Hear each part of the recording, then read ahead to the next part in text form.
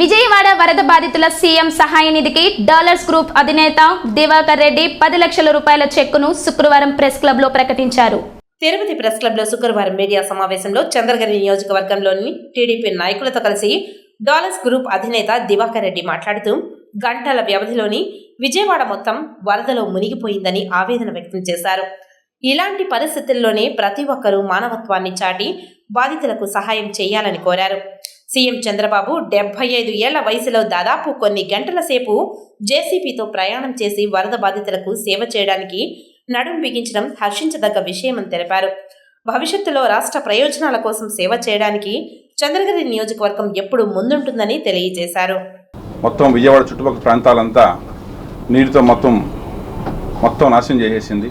So దీనికోసం మొత్తం ప్రజలందరూ కూడా కట్టుబట్టులతో బయట రావడం జరిగింది.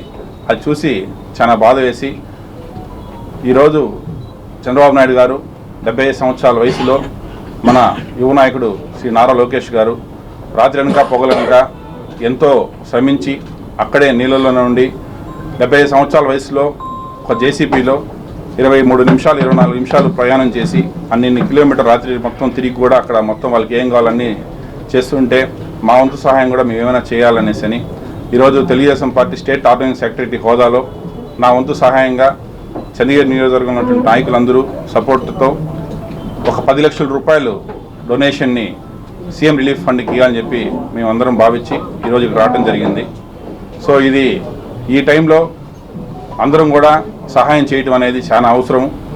ఆల్రెడీ ఎంతోమంది రాష్ట్రంలో సినిమా యాక్టర్లు కావచ్చు, వ్యాపారస్తులు కావచ్చు, రాజకీయ నాయకులు కావచ్చు ఎంతోమంది సహాయం చూస్తున్నాము. ఈరోజు ఇంకా సహాయం కూడా మీకు అందరూ కూడా చేయాలని చెప్పి అన్ని రంగాలలో కూడా వాళ్ళంతా వాళ్ళు సహాయం చేయాలని చెప్పి నేను మనస్ఫూర్తిగా చేస్తారని ఆశిస్తున్నాను.